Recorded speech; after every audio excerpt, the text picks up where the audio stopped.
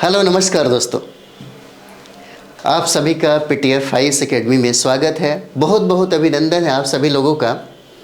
जैसा कि हम उम्मीद कर रहे हैं कि आप का जो तैयारी है बिहार दरोगा के लिए या जो बिहार एसएससी की जो लोग तैयारी कर रहे हैं, बहुत एनर्जी के साथ अपनी तैयारी में लगे होंगे। तो आज हम लोग डिस्कशन जो है आप देख लीजिए, जो आपको दिख रहा है यहाँ पे, वो बिहार जो दरोगा का एग्ज़ाम हुआ था मेंस पेपर का, उसी का डिस्कशन हम लोग करेंगे। और जो 20 से 25 प्रश्न जो पूछे जाते हैं मैथ का, उसके लिए भी अलग से जो मतलब जो टीचर हैं, जो स्पेशलिस्ट हैं मैथमेटिक्स के, वो आपको यहाँ से मैथ का जितने भी प्रश्न होते हैं वो आपको करवाएंगे। और आप लोग ज़्यादा से ज़्यादा रिवाइज करिए क्योंकि ज़्यादा टाइम नहीं है। और तैयारी एकदम सेट रोज़ 1-2 लगाइए, ठीक है। जो कमी जहाँ पे रह गया है उसे कोशिश करिए जल्दी से जल्दी पूरा करें, क्योंकि 1 महीने के अंदर में तैयारी समझिए कि पिकअप पे होती है। बहुत ही ज़्यादा एनर्जेटिक होकर के करना चाहिए। तो हम लोग प्रश्नों का जो मूल्यांकन करेंगे, इससे भी आपको पता चलेगा कि हमें तैयारी इस मूवमेंट में करना चाहिए ताकि अधिकतर प्रश्न को टैकल किया जा सके, ठीक है। और एक बात और बता दूं आप सभी लोगों को, हमारे यहाँ जो मैथमेटिक्स का जो 5 मिनट का जो शो चल रहा है, साथ ही साथ आपको जीएस का जितने भी हैं, फिजिक्स, केमिस्ट्री, साइंस को लेकर के, या हिस्ट्री, ज्योग्राफी, पॉलिटी, जो भी हो, इसके लिए भी 5-5 मिनट का जो कम टाइम में ज़्यादा से ज़्यादा चीज़ों को किया जा सके, तो एक शो हम लोग स्टार्ट कर रहे हैं। आज ही से वो स्टार्ट हो जाएगा। और उसमें होगा कि अगर आप उससे 5 मिनट या 3-4 मिनट अगर आप टाइम देते हैं तो वहाँ से एक प्रश्न की संभावना बन जाती है किसी भी एग्ज़ाम के लिए, चाहे वो जीएस का पार्ट हो या आपके मैथ हो, रीजनिंग का पार्ट हो, ठीक है। तो चलिए हम लोग शुरुआत करते हैं। जैसे पहला आप देख रहे हैं, बिहार एसआई का मुख्य परीक्षा हुआ 2018 में। 2018 में एग्ज़ाम हुआ और इसी से संबंधित जो आज हम लोग प्रश्न देखेंगे, 100 प्रश्न पूछा जाता है मेंस में। तो देखिए, पहला प्रश्न कहता है कि सुनहरा चावल किस रोग के बचाव में सहायक होता है। सुनहरा चावल, जिसको गोल्डन राइस के नाम से भी हम लोग जानते हैं, ठीक है। सुनहरा चावल कहता है कि किस रोग के बचाव में सहायक होता है, ठीक है। और ये जेनेटिक इंजीनियरिंग के द्वारा तैयार किया जाता है। यह चावल का एक किस्म है, ठीक है, जिसको हम लोग गोल्डन राइस बोलते हैं। और यह जीरोफ्थैल्मिया जो रोग होता है, जिसको अंधता बोलते हैं या रतौंधी बोलते हैं, जो विटामिन ए की कमी से यह रोग होता है, उसी के बचाव में यह सहायक हो जाता है। जैसे देखते हैं विटामिन ए का अगर देखा जाए हम लोग यहाँ पे, तो यह एक चावल का प्रजाति है जो बीटा कैरोटीन यानी विटामिन ए का पूर्ववर्ती है ये। और इसको जेनेटिक इंजीनियरिंग के द्वारा तैयार किया गया है सुनहरा चावल को, ठीक है। और यह सबसे ज़्यादा इसमें विटामिन ए की जो मात्रा होता है वो भरा होता है। जैसे में आप देख सकते हैं, विटामिन ए का स्रोत अगर देखा जाए तो गाजर को भी माना जाता है। गाजर भी बहुत ज़्यादा है, ठीक है। और अभी के समय में गोल्डन राइस में भी अगर आप खाते हैं तो विटामिन ए की कमी आपको पूरा कर देता है, ठीक है। चलिए अगला देखते हैं हम लोग। अगला सवाल देखा जाए। अगला सवाल हमारा दूसरा, आप देखिएगा, दूसरा सवाल जो है यह इकोलॉजी से सवाल पूछा जाता है। और इकोलॉजी से 2-3 प्रश्न पूछे जाते हैं निश्चित तौर पे आपको दारोगा के मेंस में। चलिए इसको यहाँ करते हैं। कहता है कि मॉन्ट्रियल प्रोटोकॉल किससे संबंधित है। इसका आंसर डी हो जाएगा, ओजोन परत के संरक्षण से संबंधित हो जाता है, ठीक है। अगर हम लोग देखें तो यह एक अंतर्राष्ट्रीय संधि है जिस पर सितंबर 1987 में हस्ताक्षरित एक अंतर्राष्ट्रीय संधि है। इस पे जब देश, कोई भी देश अगर हस्ताक्षर करता है तो उसे ये कहा जाता है कि यहाँ पे जो भी यानी कि CFC जो है, क्लोरोफ्लोरोकार्बन या अन्य ओजोन परत को क्षय करने वाले जो भी पदार्थ है, उसे धीरे धीरे बंद कर दिया जाए। और यह प्रभावी आपको हुआ 1 जनवरी 1989 से यह जो संधि है यह प्रभावी हो गया। ठीक है, और इससे संबंधित बहुत बार यह प्रश्न पूछा गया है कि मॉन्ट्रियल प्रोटोकॉल किससे संबंधित हो जाता है, तो ओजोन परत का जो संरक्षण है इसी से संबंधित है ये। ठीक है, तो चलिए अगला हम लोग देखें। देखिए फिर से आपको यह सवाल पूछा बायोलॉजी से। अक्सर बायोलॉजी से सवाल ज़्यादा पूछे जाते हैं, है ना, और ये भी गलत है कि बायोलॉजी से सबसे ज़्यादा सवाल नहीं पूछे जाते, कभी कभी ऐसा भी हो जाता है। चलिए, टाइफाइड जिसको मियादी बुखार के नाम से भी जानते हैं, कहता है कि किसके कारण फैलता है टाइफाइड।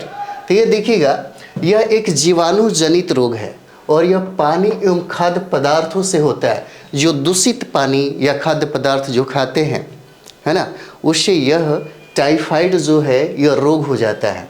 देखिए, दूषित पानी या भोजन के कारण होता है, यह जीवाणु जनित रोग है। इसका कारण है सैल्मोनेला टाइफाई, जो जीवाणु है जिसके कारण यह टाइफाइड जो बीमारी है वो हो जाता है। ठीक है, तो बीमारी से संबंधित जो अगर जैसे देखा जाए जीवाणु जनित रोग, विषाणु जनित रोग, है ना, प्रोटोजोअल, फंगल, जितने भी बीमारी है अगर आपके पास ये है, अगर आप इसको याद कर लेते हैं तो यहाँ से जितने भी सवाल अगर पूछे जाएंगे वो बन ही जाएगा आपसे। ठीक है, चलिए अगला देखते हैं हम लोग। यहाँ देखिए, ये हो जाता है हम लोग का चौथा सवाल, और ये कहता है कि निम्न में स्वच्छ जल की मछलियाँ कौन सी है। तो स्वच्छ जल की मछलियाँ जो अक्सर हमारे भारत में सबसे ज़्यादा बिकता है वो रोहू हो जाएगा और कतला हो जाएगा। यह स्वच्छ, जहाँ पे प्रदूषित अगर वाटर हो, पानी हो, वहाँ पे ये मछलियाँ जिंदा नहीं रह पाती। ठीक है, और यह आपका ए और बी आंसर हो जाता है। इलेक्ट्रिक रे और कुत्ता मछली जो है, कुत्ता मछली, यह आपको समुद्र में ही पाया जाता है और समुद्र में आपको ये मिलेगा। जैसे हम लोग देख सकते हैं यहाँ पे खारे पानी की ये मछलियाँ हैं। ठीक है, क्या हो जाता है, खारे पानी की मछलियाँ हो जाती हैं। उसके बाद अगला जो हम लोग का सवाल है,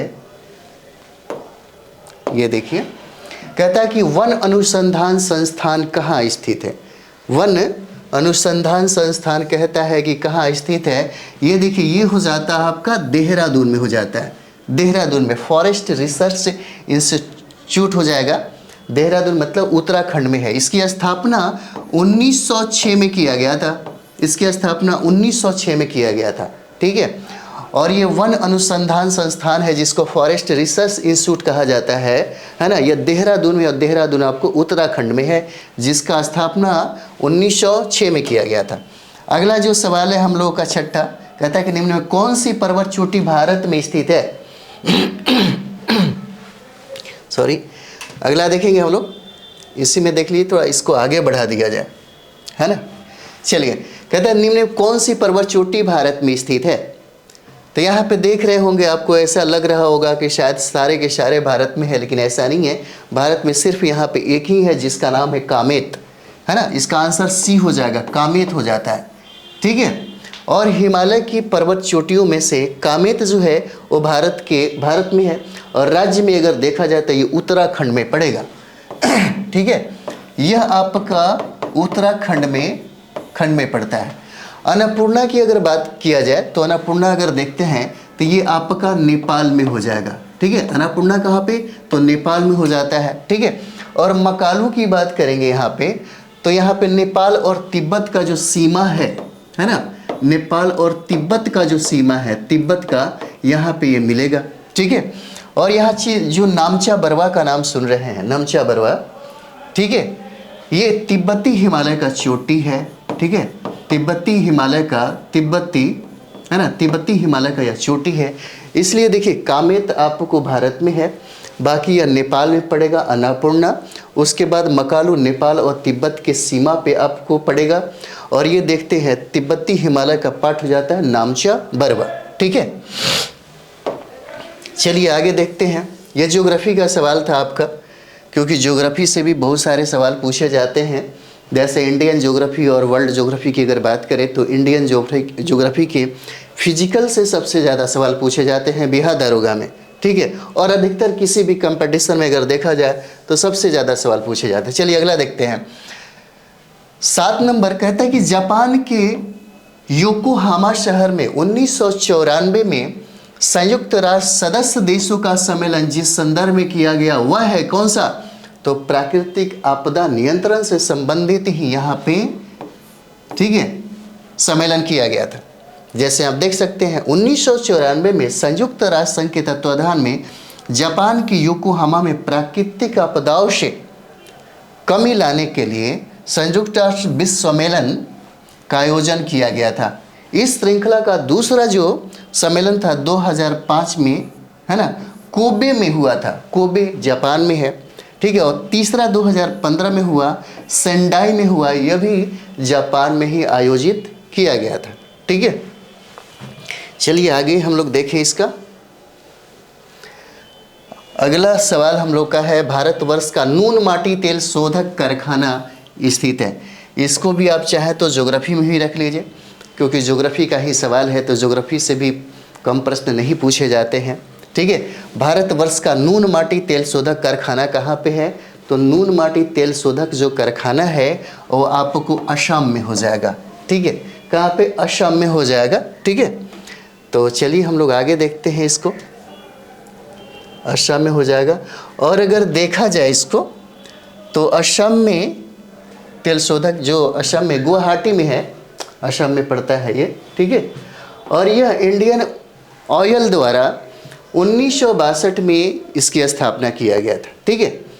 और एक इतिहास से सवाल आपका बन जाता है, 9 नंबर सवाल है। कहता है कि गुलबदन बेगम ने किसके कहने पर हुमायूंनामा लिखा था? तो गुलबदन बेगम की अगर देखा जाए तो ये बाबर की पुत्री रहती है, बाबर की पुत्री रहती है और हुमायूं की बहन है। और ये कहा जाता है कि अकबर के कहने पर ही, अकबर, है ना, अकबर के कहने पर ही गुलबदन बेगम ने हुमायूंनामा लिखा था, ठीक है। इतना तो हो जाएगा। गुलबदन बेगम से सवाल पूछे जाते हैं, हुमायूंनामा के लेखक कौन है? बहुत बार ये सवाल पूछे गए हैं। हालांकि गुलबदन बेगम बाबर की पुत्री हैं और बाबर के पुत्र का नाम हुमायूं है, तो ये हुमायूं की बहन हो जाती है, ठीक है। और भतीजा जो है अकबर, यानी कि हुमायूं के पुत्र का नाम अकबर होता है और अकबर से गुलबदन बेगम को बहुत ही ज़्यादा स्नेह था और अकबर के कहने पर ही उन्होंने हुमायूंनामा लिखा, ठीक है। तो चलिए आगे हम लोग देखेंगे, ठीक है। अगला सवाल हम लोग का हो जाता है 10 नंबर। तो 10 नंबर में यहाँ पे देखेंगे आप सभी। कहता है कि सीरी शहर, कहता है सीरी शहर और सीरी के दुर्ग का निर्माण किसने करवाया? सीरी के दुर्ग का निर्माण किसने करवाया? तो देखिए, ये मंगोलों के अटैक से बचने के लिए अलाउद्दीन खिलजी ने इसका निर्माण करवाया था, ठीक है। इसका आंसर सी हो जाएगा, अलाउद्दीन खिलजी हो जाता है। और इसको बनवाया गया 1303 में, 1303 ईस्वी में, यानी कि मंगोलों से सुरक्षा के लिए अलाउद्दीन खिलजी ने इस दुर्ग को बनाया था, ठीक है। अगला सवाल देखेंगे हम लोग। अकबर 1567 में चित्तौड़ आक्रमण के समय वहाँ का शासक कौन था, यही पूछ रहा है। तो उस समय देखिएगा अकबर का जो युद्ध है, बहुत सारे राजपूतों के साथ उनकी लड़ाइयाँ होती हैं, यहाँ से भी सवाल पूछे जाते हैं। तो उनका युद्ध होगा 10-15, आप क्रम में भी याद करेंगे तो ज़्यादा से ज़्यादा आपको फ़ायदा होगा, ठीक है। चित्तौड़ पर आक्रमण के समय पूछता है कि वहाँ का शासक कौन था? तो देखिए, उस वहाँ का शासक उदय सिंह हो जाते हैं, आंसर सी हो जाएगा। चलिए आगे बढ़ा लिया जाए, उदय सिंह हो जाते हैं, है ना।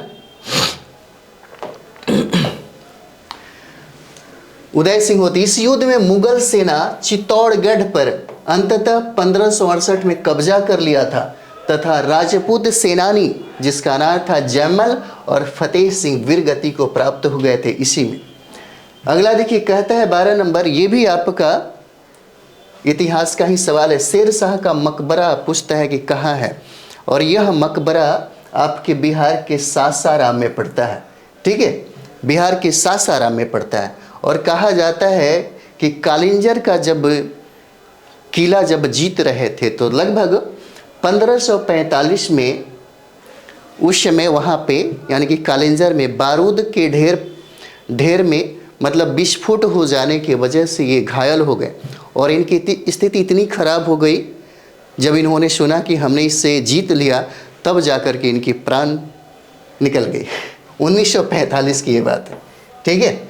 और इनका मकबरा जो बार बार पूछा जाता है बिहार के सासाराम में आपको पड़ेगा, ठीक है। अगला सवाल है हम लोग का, कथा सरित सागर के लेखक कौन है? कथा सरित सागर पुस्तक से भी प्रश्न पूछे जाते हैं। अक्सर पुस्तक जैसे मेडिवल इंडिया और आप देखेंगे प्राचीन भारत का इतिहास और आधुनिक भारत के इतिहास में बहुत सारे किताब हैं। अगर सबसे 15 या 12-15 भी अगर प्रश्न हम लोग किताबों को अगर एक जगह कलेक्ट करके उसे याद कर लेते हैं तो कभी भी प्रश्न नहीं छूटेगा, ठीक है। तो कथा सरित सागर के लेखक कौन हो जाते हैं? आप यहाँ पे देख लीजिए, ये हो जाएंगे जैसे सोमदेव ने, यहाँ पे देखिए सोमदेव ने इसको संस्कृत भाषा में लिखा था, ठीक है। चलिए इसको देख लीजिए। कथा सरित सागर की रचना आपको 11वीं शताब्दी में सोमदेव ने संस्कृत भाषा में की थी और वे कश्मीर के शासक अनंत पाल के समकालीन शैव ब्राह्मण थे, ठीक है, शैव ब्राह्मण थे। चलिए अगला हम लोग देखेंगे 14 नंबर जो सवाल है, गुप्तकालीन प्रथम गणितज्ञ और खगोल शास्त्री कौन थे? ठीक है, तो यहाँ पे देखिएगा ये हो जाते हैं आर्यभट्ट। आर्यभट्ट हो जाते हैं। ये भी सवाल आपके इतिहास से ही है। कहा जाता है कि प्रथम गणितज्ञ किसको? आर्यभट्ट को प्रथम गणितज्ञ और भूगोल शास्त्री कहा जाता है। इन्होंने सर्वप्रथम ये बताया कि पृथ्वी गोल है और अपनी धुरी पर घूमती है। इन्होंने ही बताया सर्वप्रथम कि पृथ्वी क्या है? गोल है, ठीक है, और अपनी धुरी पर घूमती है। ये बताया आर्यभट्ट ने, ठीक है, आर्यभट्ट ने। और ये गुप्तकालीन प्रथम गणितज्ञ और खगोल शास्त्री थे। गुप्त काल की बात हो रही है ना। गुप्त काल को स्थापत्य कला के क्षेत्र में स्वर्ण युग के नाम से भी हम लोग जानते हैं, ठीक है। तो चलिए उसी नवरत्न में ये भी शामिल थे। तो अगला हम लोग सवाल देखें यहाँ पे, और ये आपके नास्तिक संप्रदाय से सवाल पूछा गया है। नास्तिक संप्रदाय में 6 संप्रदाय को हम लोग पढ़ते हैं। जो सबसे महत्वपूर्ण है आपको बौद्ध और जैन, यहाँ से बार बार सवाल पूछना है। तो निम्न में से कौन से जैनों के 23वें तीर्थंकर थे? 23वें तीर्थंकर। तो 23वें तीर्थंकर की बात करें तो ये देखिएगा, ये पार्श्वनाथ हो जाते हैं, ठीक है, ये पार्श्वनाथ हो जाएंगे। और ये पहला हो जाएंगे आपके पहला तीर्थंकर ऋषभदेव थे। जैन धर्म के संस्थापक ऋषभदेव को कहा जाता है और वास्तविक संस्थापक महावीर को कहा जाता है, जो 24वें तीर्थंकर थे। और नेमिनाथ है, ये 22वें तीर्थंकर थे, ठीक है। नेमिनाथ ये क्या हो जाते हैं? 22वें तीर्थंकर है। चलिए अगला हम लोग देखेंगे। अगला सवाल देखा जाए। अगला सवाल कहता है कि निम्नलिखित में किसने हिंदी भाषा को राष्ट्रभाषा के रूप में स्वीकारा और पहली बार स्वराज शब्द का प्रयोग किया? स्वराज शब्द का सबसे पहली बार प्रयोग किसने किया? तो ये स्वामी दयानंद सरस्वती हो जाते हैं। आंसर बी हो जाएगा।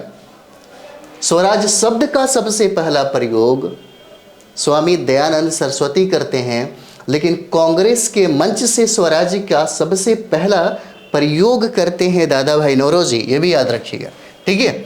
आर्य समाज के संस्थापक थे स्वामी दयानंद सरस्वती, है ना। और इन्होंने एक पुस्तक लिखी थी जिसका नाम था सत्यार्थ प्रकाश। ये पूछा जाता है, सत्यार्थ प्रकाश इन्होंने पुस्तक लिखी थी और इन्होंने ही आर्य समाज की स्थापना किया था, ठीक है। अगला सवाल हम लोग देखेंगे, अखिल भारतीय राष्ट्रीय कांग्रेस की प्रथम भारतीय महिला अध्यक्ष पूछ रहा है कौन है? प्रथम भारतीय महिला अध्यक्ष की अगर बात करें तो ये आपके सरोजनी नायडू हो जाती हैं। 1925 में कानपुर अधिवेशन की अध्यक्षता इन्होंने किया था। लेकिन अगर प्रथम महिला की बात करें तो यहाँ पे एनी बेसेंट हो जाती हैं। एनी बेसेंट प्रथम और ये हो जाता है 1917 का कलकत्ता अधिवेशन हो जाएगा इनका। तो प्रथम जो महिला हो जाएंगी कांग्रेस की अध्यक्षता करने वाली, वो एनी बेसेंट हो जाती है। और प्रथम भारतीय महिला आपको सरोजनी नायडू हो जाएंगे। ठीक है, तो चलिए अगला हम लोग देखेंगे। अगला यहाँ पे आइए, 18 नंबर सवाल है ना। चलिए इसको देख लिया जाए। 18 नंबर सवाल हम लोग देखें।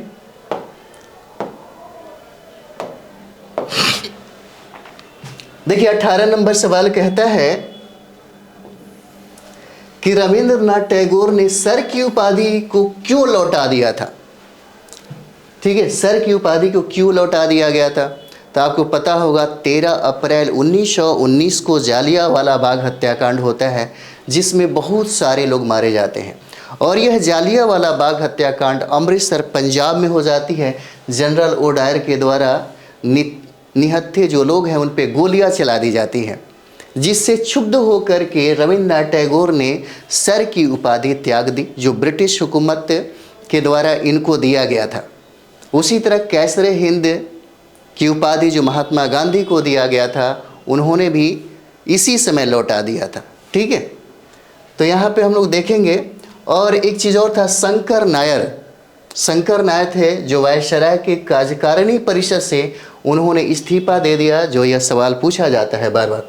तो ये हो जाता है जालियांवाला बाग हत्याकांड के विरोध में टैगोर साहब ने सर की उपाधि को त्याग दिया। ठीक है, अगला हम लोग देखेंगे 19 नंबर सवाल है। कहता है कि 1937 ईस्वी में कांग्रेस मंत्रिमंडल कितने प्रांतों में बने। तो ये आपका आंसर 6 हो जाता है। 1937 में देखिएगा 11 में से 5 प्रांतों में जो चुनाव हुआ था 11, उसमें 5 प्रांतों में कांग्रेस का पूर्ण बहुमत मिला था, जिसमें मद्रास, बिहार, उड़ीसा, मध्य प्रांत और संयुक्त प्रांतों में कांग्रेस को पूर्ण बहुमत मिला, जबकि मुंबई प्रांत में से लगभग बहुमत मिला। इन 6 प्रांतों में कांग्रेस की सरकार बनी, जबकि पश्चिमोत्तर प्रांत और असम में भी कांग्रेस सत्तारूढ़ गठबंधन सरकारों के मंत्रिमंडल में शामिल हुआ। ठीक है, चलिए अगला हम लोग देखेंगे। अगला सवाल देखिए, ये सब बार बार पूछे ही जाते हैं, बहुत इंपॉर्टेंट है, हो जाते हैं।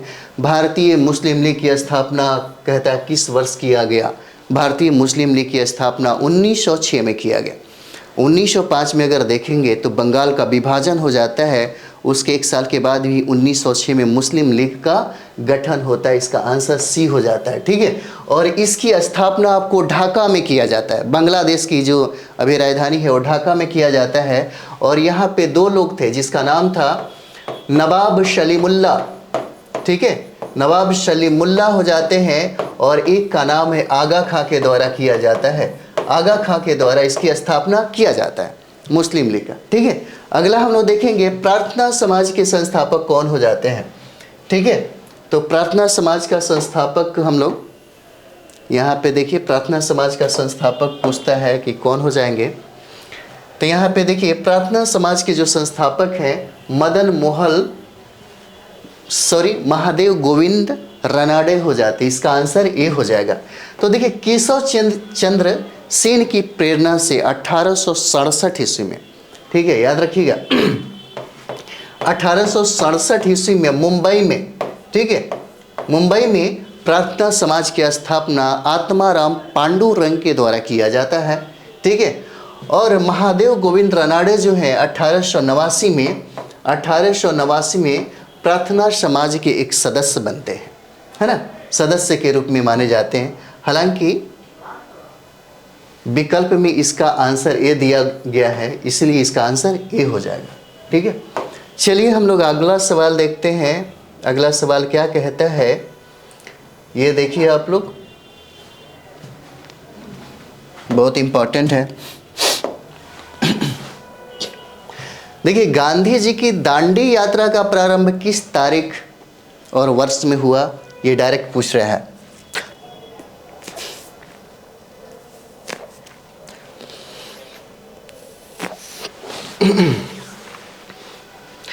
तो इसका आंसर आपको हो जाएगा बी, आंसर हो जाता है 12 मार्च 1930 को हो जाएगा। ठीक है, तो यहाँ पे देखिएगा 12 मार्च 1930 को अपने चुने हुए अनुयायियों के साथ साबरमती आश्रम, यहाँ देखिएगा साबरमती जो आश्रम है जो अहमदाबाद गुजरात में है ना, वहीं से दांडी मार्च प्रारंभ होता है, यहीं से दांडी मार्च प्रारंभ हो जाता है और लगभग 24 दिनों की लंबी यात्रा के बाद ये लोग पहुंचते हैं 6 अप्रैल 1930 को दांडी नामक स्थान पर पहुंचते हैं और वहां पे महात्मा गांधी के द्वारा सांकेतिक रूप से नमक कानून को तोड़ा जाता है, नमक बना करके इस कानून को तोड़ा जाता है। ठीक है, चलिए अगला हम लोग देखेंगे यहाँ पे। देखिए वर्ष 2011 की जनगणना के अनुसार भारत में न्यूनतम जनसंख्या घनत्व वाला राज्य पूछता है, कौन सा है? न्यूनतम, है ना। तो यहाँ पे देखिए न्यूनतम कौन सा हो जाएगा? अरुणाचल प्रदेश हो जाता है। न्यूनतम कौन सा हो जाएगा? अरुणाचल प्रदेश हो जाएगा। अगर सर्वाधिक की बात कर दिया जाए तो सर्वाधिक जनसंख्या घनत्व आपका बिहार का है, 1106 हो जाता है ना। और ये देखिए अरुणाचल प्रदेश का प्रति वर्ग किलोमीटर जो है मात्र 17 ही है, 17 व्यक्ति पे। किसका? तो अरुणाचल प्रदेश का। ठीक है, अगर हम लोग नागालैंड की बात करें यहाँ पे तो मात्र 119 हो जाएगा और मणिपुर का 128 हो जाता है, 128 हो जाएगा और सिक्किम का 86 हो जाता है। ठीक है, चलिए समझ गए होंगे आप लोग, क्योंकि अधिकतर सवाल ये पूछा गया है कि जनसंख्या घनत्व सर्वाधिक किसका है, तो बिहार हो जाता है। ठीक है, और सबसे कम आपका अरुणाचल प्रदेश हो जाएगा। यहाँ पे 24 नंबर सवाल हम लोग देखेंगे। कहता है कि अंतर्राष्ट्रीय मुद्रा कोष का वित्तीयन किसके द्वारा किया जाता है? वित्तीयन किसके द्वारा किया जाता है? तो ये सदस्य देश हो जाते हैं। किसका? IMF का जो मेंबर है जिनकी संख्या 190 है, उन्हीं सदस्य देशों को ही इसको मतलब अलाउड है। ठीक है, अगर देखा जाए अंतर्राष्ट्रीय मुद्रा कोष का जो मुख्यालय है यह वाशिंगटन DC में हो जाएगा। ठीक है, वाशिंगटन DC में हो जाता है। ठीक है, और यह अपना वित्तीय सदस्य देशों से प्राप्त करता है। ठीक है, चलिए अगला हम लोग देखेंगे। अगला सवाल है कि बेरोजगारी व मुद्रास्फीति की संयुक्त घटक क्या कहलाती है? संयुक्त घटक पूछता है किसका? बेरोजगारी और मुद्रास्फीति की संयुक्त घटक क्या कहलाती है? तो स्टैगफ्लेशन इसको कहा जाता है। ठीक है, स्टैगफ्लेशन इसको कहा जाता है। और देखिएगा अर्थव्यवस्था के वृद्धि दर में गिरावट के साथ उच्च मुद्रास्फीति और उच्च बेरोजगारी दर इसमें शामिल हो जाती है। ठीक है, तो चलिए आगे हम लोग यहाँ पे देखेंगे। अगला सवाल हम लोग देख लें, और ये आपके इकोनॉमिक्स से सवाल थे। इकोनॉमिक्स से सवाल, इकोनॉमिक्स से भी सवाल बहुत अच्छे पूछे जाते हैं। बैंक दर को बढ़ाने का प्रभाव कम हो जाएगा यदि CRR कम कर दिया जाए। ठीक है, इसका आंसर क्या हो जाएगा? C हो जाएगा। CRR क्या कर दिया जाए? कम कर दिया जाए। देखिए कहता है कि केंद्रीय बैंक द्वारा बैंक दर बढ़ाए जाने के फलस्वरूप वाणिज्यिक बैंकों के लिए ऋण देने हेतु तरलता की उपलब्धता कम होगी। उसी प्रकार सांविधिक तरलता अनुपात जिसको SRR और नगद आरक्षित अनुपात SRR बढ़ाने पर भी बैंकों के पास तरलता कम होगी, जबकि CRR कम करने पर बैंकों के पास ऋण देने के लिए तरलता अधिक हो जाती है, जिससे बैंक दर को बढ़ाने का प्रभाव कम हो जाता है। ठीक है, एक और सवाल है, इकोनॉमिक्स का ही है, करंट से अपडेटेड किया हुआ है और ये बार बार पूछा जाता है आपसे। जैसे में हम लोग देखेंगे यहाँ पे कहता है कि निम्न सार्वजनिक उपक्रमों में, ठीक है, कौन सा महारत्न नहीं है? कहता है कौन सा महारत्न नहीं है? तो ये आपका कौन सा हो जाएगा? BSNL हो जाता है। हालांकि अगर देखा जाए तो महारत्नों की संख्या लगभग 12 हो जाता है। कौन सा? तो 12 हो जाता है, इसका संख्या हो जाता है। पूछा जा सकता है कि 12वां जो है आपका, है ना, जिसका नाम है REC लिमिटेड हो जाएगा, इसे याद रखिएगा, है ना। महारत्नों की संख्या 12 है और जो 12वां हो जाता है REC लिमिटेड हो जाएगा। चलिए एक और इकोनॉमिक्स का एक सवाल हम लोग देख लें।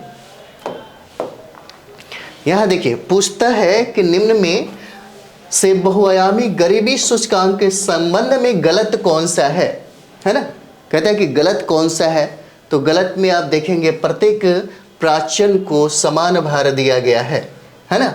हालांकि बहुआयामी जो गरीबी सूचकांक है ना, इसको बनाया जाता है स्वास्थ्य, शिक्षा और जीवन स्तर के आधार पे ही बनाया जाता है, ठीक है, इसके आधार पे ही बनाया जाता है। इस सूचकांक में स्वास्थ्य एवं शिक्षा के प्रत्येक पाचन का 1/6, जबकि जीवन स्तर के प्रत्येक पाचन का भारांश जो होता है 1/18 ही होता है, ठीक है। तो देखिए प्रत्येक पाचन को समान भार दिया गया है, इसका ये आंसर हो जाएगा, ठीक है। अगला हम लोग देखेंगे इसी में देखिए आपका सवाल है यहाँ पे, देखिए भारतीय नियोजन के वास्तुकार कौन थे। ये भी इकोनॉमिक्स का ही सवाल है, ये भी इकोनॉमिक्स का ही सवाल है, ठीक है। और इसमें पंडित जवाहरलाल नेहरू भी हो जाएंगे और पीसी महालनोबिस भी हो जाते हैं। जैसे में हम लोग देखेंगे भारतीय नियोजन के जो वास्तुकार हैं, है ना, ये जवाहरलाल नेहरू को ही माना जाता है। उनकी अध्यक्षता में 1950 में योजना आयोग का, ठीक है, योजना आयोग का स्थापना हुआ था। कब? 1950 में हुआ था, ठीक है, 1950 में। और इसी के आधार पर प्रथम पंचवर्षीय योजना जो 1951 से 56 तक चला, ठीक है, इसका शुरुआत हुआ था। और कहा जाता है इसके ड्राफ्ट के.एन. राजा के द्वारा तैयार किया जाता है, के.एन. राजा के द्वारा तैयार किया जाता है ना, जो पूछा जाता है प्रश्न आपसे हैरल्ड डोमर मॉडल पर आधारित है, हैरल्ड डोमर मॉडल पर आधारित है, इसीलिए बहुत इंपॉर्टेंट हो जाता है। अगर पूछा जाएगा कि प्रथम पंचवर्षीय योजना किस मॉडल पर आधारित है, तो हैरल्ड डोमर मॉडल पर आधारित हो जाता है, ठीक है। और दूसरा जो मॉडल है, दूसरा पंचवर्षीय योजना का जो मॉडल है, पीसी महालनोबिस के द्वारा तैयार किया जाता है, ठीक है। और इसीलिए यह आंसर में दोनों हो जाएगा अगर ऐसा पूछ दिया तो, ठीक है। चलिए अगला हम लोग देख लें। अगला सवाल है कि निम्न में से उनकी पहचान करें जो रिजर्व बैंक का कार्य नहीं है। कहता है कि उनकी पहचान करिए जो रिजर्व बैंक का कार्य नहीं है।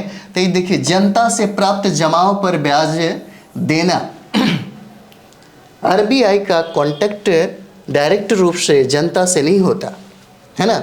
और यही कहता है कि कार्य नहीं है, तो कौन हो जाएगा? सी हो जाता है, ठीक है। चलिए अगला हम लोग देख ले। अगला सवाल है हम लोग का, कहता है तिलहन के उत्पादन में वृद्धि का कारण क्या है ना।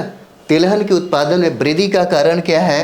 तो ये आपको पीली क्रांति हो जाती है, क्योंकि हमारे भारत में खाद्यान्न की बहुत ज़्यादा कमी थी, लेकिन जनसंख्या तीव्र गति से बढ़ रही थी, इसीलिए यहाँ पे क्रांति आने लगा, है ना। श्वेत क्रांति, नीली क्रांति, पीली क्रांति, भूरी क्रांति।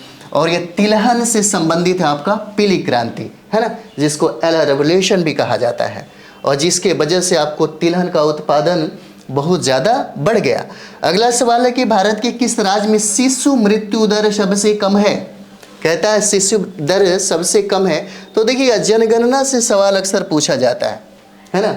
हालांकि 2011 का जनगणना से बहुत सवाल पूछे गए हैं, क्योंकि अगला जो जनगणना है अभी तक जारी नहीं किया गया, किस वजह से रोका गया है ना। तो देखिए कहता है कि भारत के किस राज्य में शिशु दर जो है वो सबसे कम है ना। शिशु मृत्यु दर पूछता है, सबसे कम है, तो क्या हो जाएगा? केरल हो जाएगा। और केरल में एजुकेशन रेशियो यानी कि साक्षरता दर सर्वाधिक हो जाता है, और बिहार में सबसे कम हो जाता है ना। तो ये देखिएगा, कहता है कि न्यूनतम शिशु मृत्यु दर यानी कि 1000 जीवित जन्म पर 1 वर्ष से कम आयु के मृत शिशुओं की संख्या, है ना। हालांकि अगर देखा जाए तो मिजोरम में 3 हो जाता है, उसके बाद नागालैंड में 4, और सिक्किम में 5, और मणिपुर और केरल में 6 हो जाएगा, ठीक है। तो चलिए हम लोग अगले सवाल के तरफ में चलते हैं। अगला सवाल देखिए आप लोगों के सामने है। कहता है कि विश्व व्यापार संगठन, जिसको WTO के नाम से भी जानते हैं, मुख्यालय कहाँ है? देखिए कोई भी बना सकता है बार बार, ये कॉमन चीज़ें हैं और कॉमन प्रश्न गलत नहीं होना चाहिए। अगर कॉमन प्रश्न आपसे गलत होने लगेगा तो फिर मुश्किल में पड़ जाएंगे, रिजल्ट रुक जाता है। ये सारे के सारे जो विद्यार्थी हैं वो सही करेंगे। तो ये हो जाता है जिनेवा, ठीक है, ये जिनेवा हो जाता है और स्विट्ज़रलैंड की राजधानी हो जाता है जिनेवा, ठीक है। अगर हम लोग देखेंगे तो इसकी स्थापना 1 जनवरी 1995 को हुआ था। 1 जनवरी 1995 को इसकी स्थापना हुआ था। और ये जो स्थापना हुआ, जिसको अभी हम WTO देखते हैं, गैट के स्थान पर ही मराकेश समझौते के तहत अंतर्राष्ट्रीय व्यापार के लिए बनाई गई थी, ठीक है। चलिए आप लोग समझ गए होंगे और मुझे लगता है कि रीजनिंग का सवाल है जो विकास सर आएंगे उनसे हम इसको करवा देंगे आपको, ठीक है, क्योंकि उनकी पकड़ मैथ और रीजनिंग में बहुत ज़बरदस्त है, बहुत बढ़िया है। तो यहाँ पे देखिएगा, ये पॉलिटी का सवाल है, ये पॉलिटी का सवाल है और कहता है कि भारतीय संविधान में प्रारंभ में मौलिक कर्तव्यों का प्रावधान नहीं था, ठीक है। संविधान संशोधन द्वारा संविधान के किस भाग में इसका समावेशन किया गया है, ठीक है। तो इसका समावेशन आपको भाग 4 के 1 में किया गया है। हालांकि 42वां संविधान संशोधन के द्वारा इसको जोड़ा गया, ठीक है, और यह 1976 में जोड़ा गया था, ठीक है। और यहाँ पे देखेंगे 51 के 1A में, है ना, आर्टिकल 51 के A में इसको चर्चा किया गया है। उस समय आप देखिएगा 10 ही मौलिक कर्तव्य जोड़े गए थे, लेकिन 86वां यानी कि 86वां संविधान संशोधन के तहत एक और मौलिक कर्तव्य जोड़ दिया गया और इस तरीके से अभी मौलिक कर्तव्य आपका टोटल कितना है, 11 हो जाता है, ठीक है। तो चलिए आगे हम लोग बढ़े। ये हमारा सवाल कभी कभी देखिएगा, यहाँ से विश्व इतिहास से दारोगा आप पढ़ेंगे मेंस के लिए तो 3-4 या कभी 5 ऐसे ही 2-3 प्रश्न आपको विश्व के इतिहास से भी पूछा जाता है, ठीक है। तो यहाँ देखिएगा, कहता है कि राज्य पृथ्वी पर ईश्वर का अवतार है, यह कथन किस विचारक का है, यह कथन किस विचारक का है। तो याद रखिए हेगेल ने यह विचार दिया था, ठीक है, हेगेल ने यह विचार दिया था। चलिए अगला देख लिया जाए। अगला सवाल 37 नंबर है हमारा। 37 नंबर सवाल देखिए, कहता है यहाँ पर कि संविधान सभा में उद्देश्य प्रस्ताव प्रस्तुत किया गया। कब किया गया? तो 13 दिसंबर 1946 को यह प्रस्ताव प्रस्तुत किया गया। और देखिएगा, उद्देश्य प्रस्ताव पंडित जवाहरलाल नेहरू के द्वारा लाया गया, है ना, और इसको पारित किया गया 22 जनवरी 1947 को। 22 जनवरी 1947 को पारित किया गया। उद्देश्य प्रस्ताव लाया गया पहली बार जवाहरलाल नेहरू के द्वारा और यह लाया गया 13 दिसंबर 1946 को। पारित किया गया 22 जनवरी 1947 को, ठीक है। अगला सवाल है कि स्वाधीनता आंदोलन के दौरान पूर्ण स्वराज के लक्ष्य की घोषणा किस वर्ष की गई, ठीक है। चलिए इसको हम लोग आगे बढ़ा ले थोड़ा सा, है ना, अब दिख रहा होगा आपको। स्वाधीनता आंदोलन के दौरान पूर्ण स्वराज के लक्ष्य की घोषणा कहता है किस वर्ष किया गया, तो यह 1929 में किया गया। और यह 1929 में देखिएगा लाहौर अधिवेशन हो रहा था, है ना, कराची के लाहौर अधिवेशन में, ठीक है। और इसी समय इसका अध्यक्षता जवाहरलाल नेहरू कर रहे थे और इसी में डोमिनियन दर्जे की मांग को त्याग दिया गया और पूर्ण स्वराज्य के लक्ष्य की घोषणा किया गया। पूर्ण स्वराज के लक्ष्य की घोषणा किया गया, ठीक है। चलिए अगला हम लोग देखेंगे। अगला हम लोग का सवाल है, ये पॉलिटी से ही सवाल है आपका। कहता है कि संविधान सभा के प्रथम अध्यक्ष बताइए कौन है प्रथम अध्यक्ष। तो प्रथम अध्यक्ष आपके सच्चिदानंद सिन्हा हो जाते हैं इसमें। तो देखिएगा, प्रथम संविधान सभा का जो बैठक हुआ था 9 दिसंबर 1946 को हुआ, ठीक है। यहाँ पे आपको 9 दिसंबर 1946 को होता है, ठीक है, जिसमें अस्थायी रूप से सच्चिदानंद सिन्हा को इसका अध्यक्ष बनाया जाता है। बाद में अस्थायी रूप से अध्यक्ष डॉक्टर राजेंद्र प्रसाद को बनाया जाता है और हमेशा के लिए बने रह जाते हैं, ठीक है। और उसको राजेंद्र प्रसाद को जो बनाया जाता है, ये 11 दिसंबर 1946 का जो बैठक होता है उसी में इनको चुना जाता है। अगला सवाल हम लोग देखेंगे। आप देखिए 40 नंबर सवाल है हम लोग का। कहता है कि किस भारतीय शासन अधिनियम द्वारा भारत में, किस शासन अधिनियम द्वारा भारत में ब्रिटिश सरकार द्वारा सांप्रदायिक निर्वाचन प्रणाली प्रारंभ हुआ था। सांप्रदायिक निर्वाचन प्रणाली प्रारंभ हुआ था और ये सबसे ज़्यादा भेबेई हो जाता है। यह 1909 का अधिनियम हो जाएगा, 1909 का अधिनियम हो जाता है। ठीक है, देखिए इसी के तहत विधान परिषदों में पहली बार मुसलमानों के लिए पृथक निर्वाचन की बात की गई थी, है ना, पृथक निर्वाचन की बात कही गई थी। इसी के वजह से आगे चल करके भारत और पाकिस्तान, जो भारत से अलग होकर के पाकिस्तान का जो निर्माण हुआ, इसी का देन है 1909 का ही। ठीक है, तो चलिए हम लोग आगे देखते हैं। कहता है कि निम्नलिखित में से क्या भारत का नागरिक बनने के लिए आवश्यक नहीं है? वंशानुक्रम, हाँ इसके लिए आवश्यक है। जन्म, इसके लिए भी आवश्यक है। ठीक है, तो क्या नहीं है ये सवाल पूछता है। तो ये देखिए आपके सामने है, ये सवाल हो जाता है भारत के नागरिक बनने के लिए अधिकृत संपत्ति आवश्यक नहीं है, बाकी सबका सब जरूरी है। ठीक है, लोकसभा का अध्यक्ष अपना त्यागपत्र किसको सौंपता है? तो लोकसभा का जो अध्यक्ष अपना त्यागपत्र, आप देखिएगा यहाँ पे उपाध्यक्ष को क्या करता है, सौंपता है। और उपाध्यक्ष को अगर त्यागपत्र देना होगा तो उनको कहाँ जाना पड़ेगा? लोकसभा के अध्यक्ष को अपना त्यागपत्र लिखित रूप से देना होता है। ठीक है, तो चलिए आगे हम लोग देखेंगे। यह पॉलिटी का सवाल है आपका, है ना। यहाँ देखिए भारत के किस राज्य में द्विसदनीय व्यवस्थापिका नहीं है? ठीक है, क्या कहता है? द्विसदनीय, यानी कि विधानसभा और विधान परिषद ये द्विसदनीय हो जाता है। और कहता है कि कहाँ पे नहीं है। ठीक है, तो इसका आंसर क्या हो जाएगा? पंजाब में नहीं है। हालांकि अगर देखेंगे अभी वर्तमान में तो जम्मू कश्मीर में भी नहीं है। पहले था, क्योंकि जम्मू कश्मीर को 2 भागों में बांटने के बाद जब केंद्र शासित प्रदेश बना दिया गया तो वहाँ से यह अधिकार क्या हुआ? खत्म हो गया। ठीक है, तो वर्तमान में अगर देखा जाए तो 6 राज्यों में ही द्विसदनीय व्यवस्था है। जैसे बिहार हो जाएगा, है ना, बिहार हो जाएगा, उत्तर प्रदेश हो जाता है, कर्नाटक, महाराष्ट्र, आंध्र प्रदेश और तेलंगाना हो जाता है। ठीक है, चलिए अगला हम लोग सवाल देखेंगे। अगला सवाल आपके पॉलिटी से बहुत ही कॉमन सवाल है, इतना भी समझिए कि मुश्किल नहीं है, बहुत इजी है। ये जानना चाहिए, सभी लोगों को जानना चाहिए पॉलिटी, है ना। कहता है कि कौन से मूल अधिकार केवल भारतीय नागरिकों को उपलब्ध है? तो आप देख सकते हैं, कोई भी इसको देख के बना देगा 15, 16, 19, 29, है ना। तो 15 में क्या कहता है? देखिए 15 कहता है कि धर्म, मूल वंश, जाति, लिंग या जन्म स्थान के आधार पर विभेद नहीं किया जाएगा, ये कहता है। ठीक है, और यह अधिकार केवल भारत में रहने वाले भारत के नागरिकों को ही प्राप्त है। ठीक है, 16 देखिए, 16 कहता है कि लोक नियोजन के विषय में अवसर की क्षमता होगी भारत के नागरिकों को।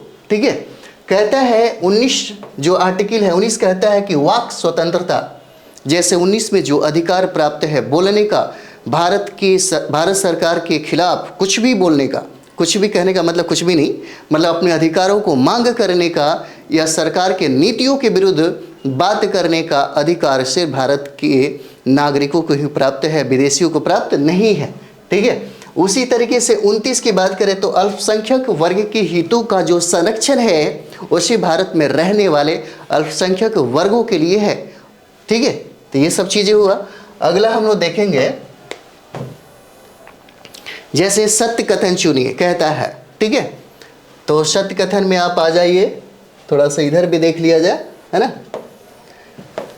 सत्य कथन में कहता है यहाँ पे, तो देखिए लोकसभा में राष्ट्रपति 2 कहता है कि लोकसभा में राष्ट्रपति 2 सदस्य मनोनीत करता है। लेकिन अब ये क्या हुआ कि 104 जो संविधान संशोधन था, 104वां संविधान संशोधन के तहत जो राष्ट्रपति को यह अधिकार था कि लोकसभा में, एक मिनट,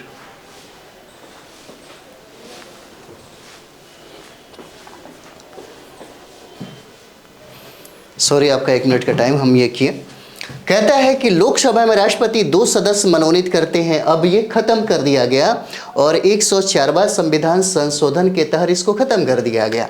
ठीक है, यह अधिकार आपको राष्ट्रपति को था लोकसभा के लिए, लेकिन राज्यसभा में मनोनीत करने के लिए इनके पास जो अधिकार है 12 लोगों को ये मनोनीत कर सकते हैं। ठीक है, यही सब चीज़ था। चलिए आगे हम लोग देख ले, किधर गया, आगे देखा जाए। देखिए एक और सवाल है हम लोग का, और ये जो सवाल है ये पॉलिटी का ही है। कहता है कि सत्य कथन चुनिए। ठीक है, कहता है सत्य कथन चुनिए, और इसमें आंसर ए और सी हो जाएगा। ठीक है, ए और सी। वित्त आयोग संवैधानिक निकाय है और वित्त आयोग में 5 सदस्य होते हैं, ये भी सही है। देखिए वित्त आयोग की स्थापना अनुच्छेद 280 के तहत किया गया है ना, आर्टिकल जो है 280 के तहत किया गया। ठीक है, और राष्ट्रपति द्वारा प्रत्येक 5वें वर्ष वित्त आयोग का गठन किया जाता है, जिसमें एक अध्यक्ष और 4 अन्य सदस्य होते हैं, और अपनी रिपोर्ट वित्त आयोग को अपनी रिपोर्ट 5 वर्ष की अवधि के लिए प्रस्तुत किया जाता है। चलिए अगला हम लोग देखेंगे यहाँ पे, और ये भी सवाल हम लोग का पॉलिटी से ही हो जाता है। राज्यसभा में गणपूर्ति हेतु कितने सदस्यों की आवश्यकता होती है? किसमें? तो राज्यसभा में पूछता है। तो राज्यसभा में गणपूर्ति के लिए यहाँ पे देखिएगा लगभग 25 सदस्यों की आवश्यकता हो जाती है। ठीक है, और यहाँ पे देखेंगे संसद के प्रत्येक सदन का अधिवेशन करने के लिए आवश्यक कोरम सदन के कुल सदस्यों की संख्या का 10वां भाग होती है, और राज्यसभा की कुल सदस्य संख्या 245 है, अतः उसकी गणपूर्ति हेतु न्यूनतम कितना 25 सदस्यों की आवश्यकता होती है। ये पॉलिटी का सवाल है, पूछा जाता है आपसे। ठीक है, तो चलिए हम लोग यहाँ पे देखते हैं 48 नंबर सवाल हमारा। कहता है कि निम्नलिखित में से कौन सा कारक अभिक्रिया दर पर कोई प्रभाव नहीं डालता है ना, तो ये क्या हो जाएगा? एंथैल्पी में परिवर्तन हो जाएगा। ठीक है, एंथैल्पी में परिवर्तन हो जाता है। देखिए अभिक्रिया दर को प्रभावित करने वाले जो प्रमुख कारण है, अभिकर्मकों की सांद्रता हो जाएगा, तापमान हो जाता, उत्प्रेरक की उपस्थिति हो जाएगा, भौतिक अवस्था, ये सारे चीज़ें होते हैं। ठीक है, चलिए अगला हम लोग देखेंगे। यहाँ पे अगला सवाल हम लोग देखेंगे। कहता है कि कार्बन नैनो ट्यूब निम्न में से किस संरचनात्मक परिवार का सदस्य है? तो ये फ्लोरेंस का सदस्य हो जाता है। किसका? फ्लोरेंस का सदस्य हो जाता है, याद रखिएगा। फ्लोरेंस जो है ये देखिए, जो एकल भित्ति ट्यूब अपरूप होते हैं जो फ्लोरेंस और ग्रेफिन के मध्यवर्ती होते हैं, इसे भी याद रखिएगा। अगला सवाल हम लोग का यहाँ पे देखेंगे, आप 50 नंबर सवाल देखिएगा। 50 कहता है यहाँ पे कि कॉपर के किस मिश्र धातु में जिंक नहीं होता है ना, तो ये बेल धातु में क्या होते हैं? नहीं पाए जाते हैं। जैसे पीतल में देखिएगा तो जर्मन सिल्वर और गन मेटल मिश्र धातु में जिंक होता है, जबकि बेल धातु में तांबा और टीन की मिश्र धातु होती है, इसमें जिंक नहीं पाया जाता। फेफड़ों का सफ़ेद कैंसर किसके कारण होता है? ये आपके बायो का सवाल है ना, और यह एस्बेस्टस के कारण हो जाता है। ठीक है, एस्बेस्टस के कारण हो जाता है। और देखा जाए तो फेफड़ों का सफ़ेद जो कैंसर है, जिसको मेसोथेलियोमा कहा जाता है ना, ये फाइबर के श्वसन के साथ फेफड़ों में जमा होने के कारण यह रोग हो जाता है। ठीक है, संसद की प्राक्कलन समिति के बारे में यहाँ पे देखिएगा। यह संसद की जो प्राक्कलन समिति है, यह अस्थाई समिति होता है, और इसमें लोकसभा के लगभग 30 सदस्य शामिल होते हैं। ठीक है, आप देख सकते हैं यहाँ पे देखिए, इसमें संसद की प्राक्कलन समिति अस्थाई सदन माना जाता है, समिति माना जाता है। इसमें लोकसभा के 30 सदस्य होते हैं, जिनका चुनाव आनुपातिक प्रतिनिधित्व प्रणाली के आधार पर 1 वर्ष के लिए किया जाता है। यह समिति वार्षिक बजट प्राक्कलनों की जांच करती है और विभिन्न मंत्रालयों के व्यय एवं कार्य संचालन का परीक्षण भी करती है। अगला सवाल देखिए, वित्त आयोग के संदर्भ में गलत कथन बताइए कौन सा है? इकोनॉमिक्स से भी सवाल अच्छे पूछे जाते हैं, है ना। तो देखिए कहता है, इसमें आंसर अगर देखेंगे तो ए और बी हो जाएगा। ठीक है, वित्त आयोग द्वारा की गई सिफारिश से राष्ट्रपति पद बाध्यकारी होता है। ठीक है। अगला हम लोग देखेंगे वित्त आयोग के अध्यक्ष पद के लिए योग्यता संविधान में निर्धारित की गई है। ठीक है, संविधान में क्या किया गया है? निर्धारित किया गया है। सॉरी, 2 मिनट के लिए।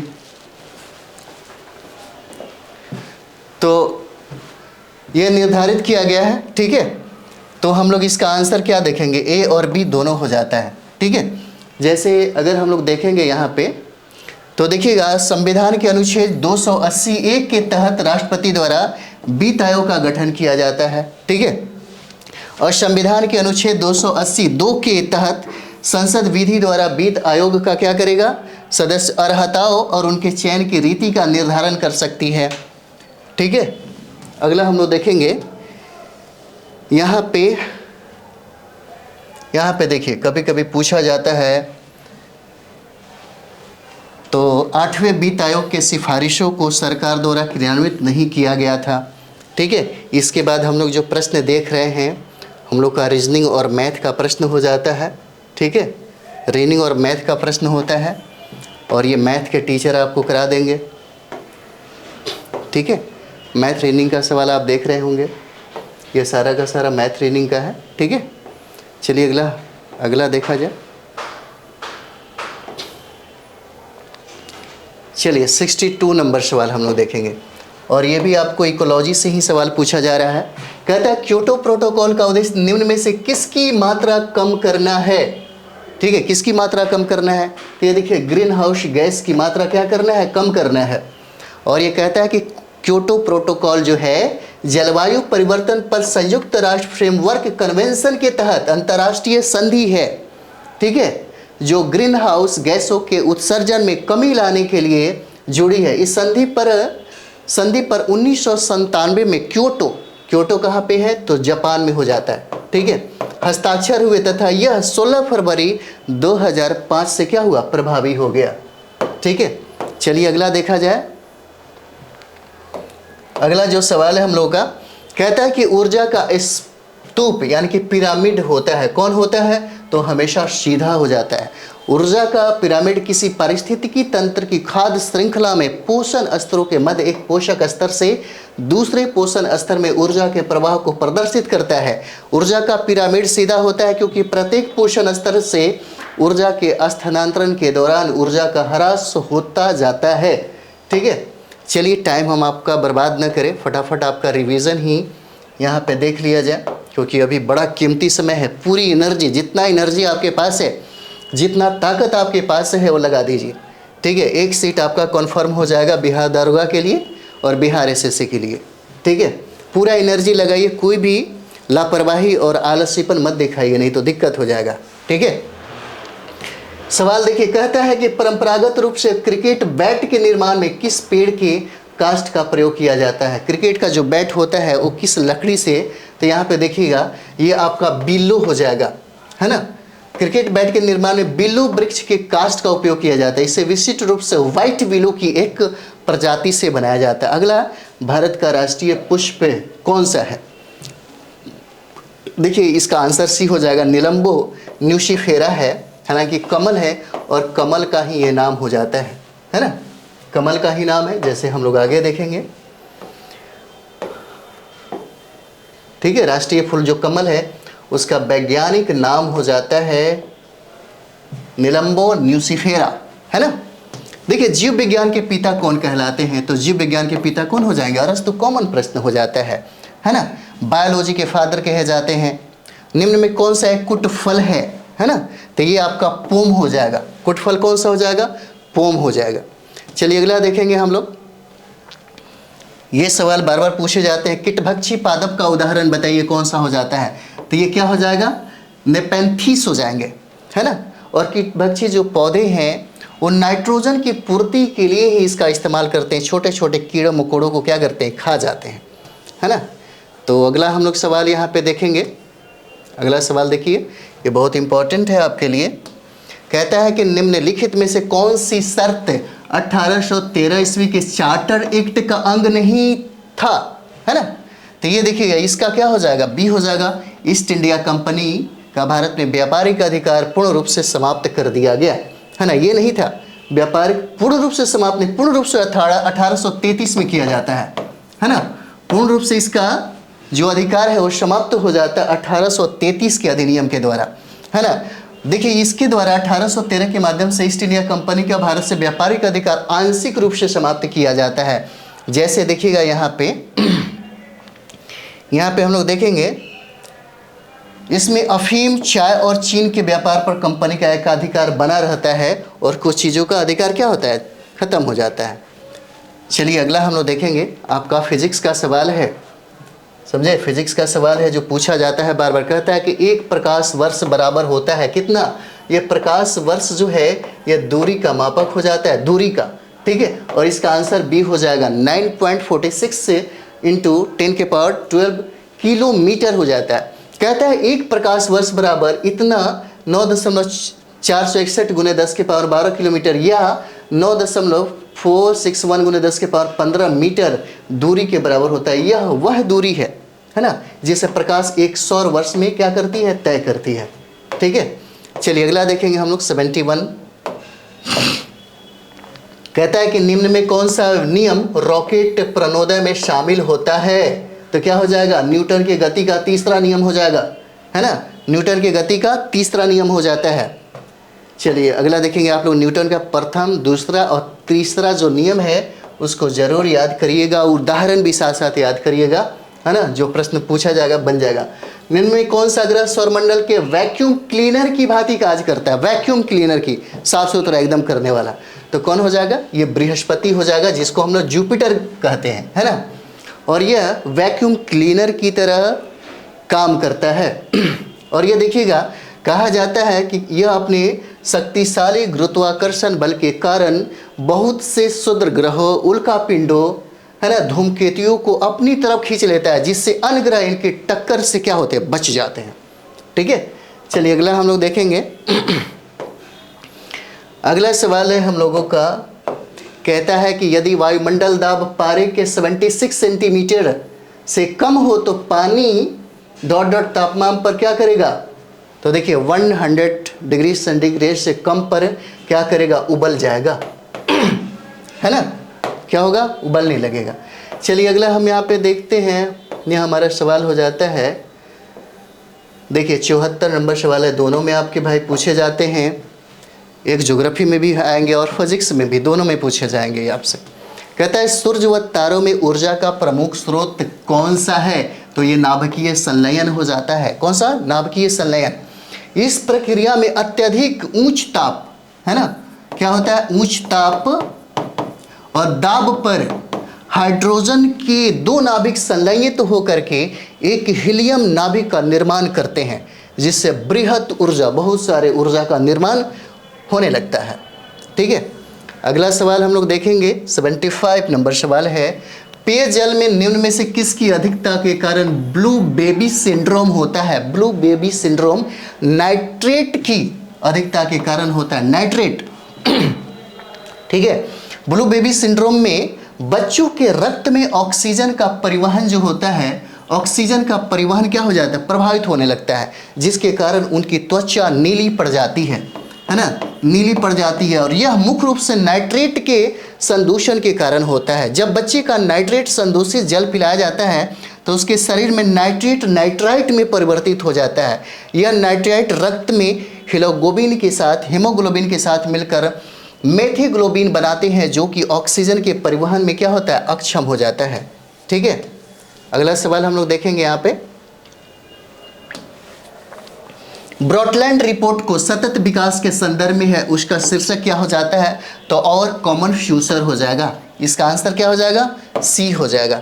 चलिए अगला हम लोग देखेंगे, एक प्रश्न जरूर पूछा जाए, प्रत्येक वर्ष विश्व जल दिवस कब मनाया जाता है। तो ये 22 मार्च को मनाया जाएगा, ठीक है, 22 मार्च को मनाया जाता है और ऐसे प्रश्न आपसे पूछे ही जाते हैं, ठीक है। चलिए देखते हैं आपको 78 नंबर। कहता है कि मेघालय की गारो पहाड़ियाँ निम्न में से किस फसल के उत्पादन के लिए जानी जाती है। तो ये देखिए रबड़ के लिए उत्पादन जानी जाती है। गारो, खासी, जयंतिया ये पहाड़ियाँ हैं, पूछा जाता है। तो गारो की जो पहाड़ियाँ हैं चाय और वर्तमान में रबड़ बगानों के उत्पादन के लिए क्या है, जानी जाती है, ठीक है। अगला देखिए, भारत में वन नीति का संशोधन कब किया गया? तो ये देखिए 1988 में किया जाता है। कब किया जाता है? 1988 में। कुछ फैक्ट से याद करना पड़ेगा, है ना। और देखिए यहाँ पे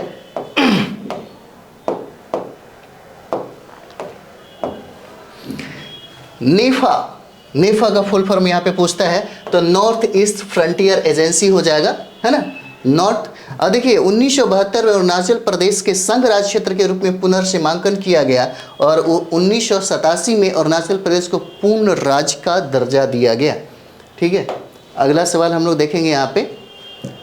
ये देखिए, ये सवाल कहता है कि पशुओं की रेड सिंधी नस्ल निम्न में से किस घरेलू पशु से संबंधित है? तो देखिए गाय का नस्ल हो जाता है। यह गाय का नस्ल यह भारत में और साथ ही साथ पाकिस्तान, बांग्लादेश और श्रीलंका में भी यह पाया जाता है, जो सर्वाधिक दूध देता है, याद रखिएगा। ठीक है, अगला सवाल हम लोग का है 82 नंबर सवाल। और 82 नंबर सवाल कहता है कि भारत का दक्षिणतम बिंदु कौन सा है? तो इस तरीके से दक्षिणतम बहुत सारे ऐसे तो 5 मिनट शो में आपके ऐसे प्रश्न जो मिलेंगे 2-3 मिनट में बहुत सारे फैक्ट आपको याद करवाया जाएगा। और ये शो आज से 8-10 वीडियो इसी तरह से अपलोड किया जाएगा आज से। ठीक है, बहुत इंपॉर्टेंट रहेगा आप सभी लोग के लिए, जीएस स्ट्रांग हो जाएगा। ठीक है, तो ये आपका इंदिरा पॉइंट हो जाता है। ठीक है, क्या हो जाएगा? इंदिरा पॉइंट हो जाएगा। जैसे में आप देख सकते हैं भारत का दक्षिणतम बिंदु इंदिरा पॉइंट है, जो कि अंडमान निकोबार द्वीप समूह के ग्रेट निकोबार द्वीप में क्या है? दक्षिणी सिरे पर स्थित है। लोनावाला जल विद्युत संयंत्र कहाँ स्थित है? तो ये महाराष्ट्र में स्थित हो जाता है, लोनावाला। ठीक है, इसका संचालन जो है टाटा पावर के द्वारा किया जाता है। ठीक है, टाटा पावर के द्वारा किया जाता है। ठीक है, चलिए अगला सवाल हम लोग देखेंगे। 84 नंबर सवाल देखिएगा। 84 कहता है कि भारत में परमाणु ऊर्जा आयोग की स्थापना कब की गई? इसका स्थापना 1948 में किया गया, है ना। भारत में परमाणु ऊर्जा आयोग की स्थापना तत्कालीन वैज्ञानिक जो थे अनुसंधान विभाग के तहत 1948 में की गई। 1994 से परमाणु ऊर्जा विभाग के तहत लाया गया। ठीक है, अगला सवाल है नामदफा बाघ अभ्यारण्य। कहता है कि नामदफा बाघ अभ्यारण्य जो है और ये अरुणाचल प्रदेश में है, इसे याद रखिएगा। नामदफा अरुणाचल प्रदेश में। ठीक है, और यह पूर्वी हिमालय जैव विविधता हॉट स्पॉट का भाग है। दक्षिणी भारत की सर्वोच्च चोटी कौन सा हो जाता है? तो अनाई मुड्डी हो जाएगा, है ना, अनाई मुड्डी हो जाएगा। वर्तमान में देखें तो केरल हो जाएगा। ये आपका समझिए कि मैथ रीजनिंग से सवाल है ना, मैथ रीजनिंग से सवाल हो जाता है।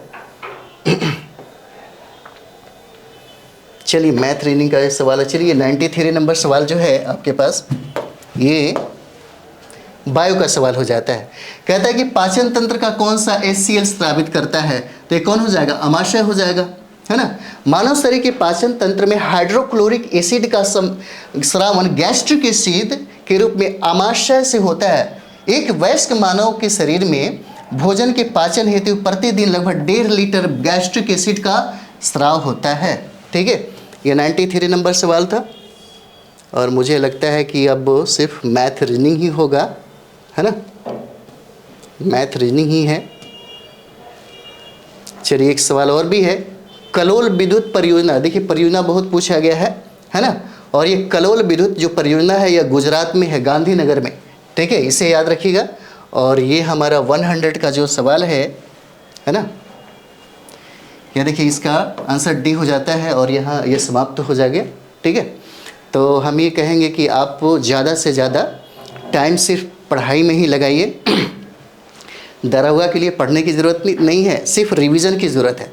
जितना ज़्यादा से ज़्यादा रिवीजन कर लीजिए, जितना ज़्यादा से ज़्यादा सेट प्रैक्टिस कर लीजिए और मूल्यांकन जरूर करिए। और जो फैक्ट है उसको आप एकदम जुबानी याद करिए। ज़्यादा से ज़्यादा टाइम दीजिए, बाकी सभी टाइम को पोस्टपोन्ड कर दीजिए। ज़्यादा से ज़्यादा टाइम आप रिवीजन में और जितनी एनर्जी है उस एनर्जी का इस्तेमाल करिए ताकि एक सीट आपका कन्फर्म हो जाए। ठीक है, और हम लोग मैथ, रीजनिंग और जितने भी जो जीएस का पार्ट है कोशिश करेंगे सारा का सारा, यानी कि 5 मिनट शो में जो बहुत ही इम्पॉर्टेंट है, जो सिर्फ एग्ज़ाम से ही रिलेटेड होगा, जो आपके एग्ज़ाम के लिए बहुत ही फ़ायदेमंद होगा, वहीं पे हम लोग काम करेंगे, है ना। एकदम कम टू द पॉइंट, कोई इधर उधर वाली बात नहीं।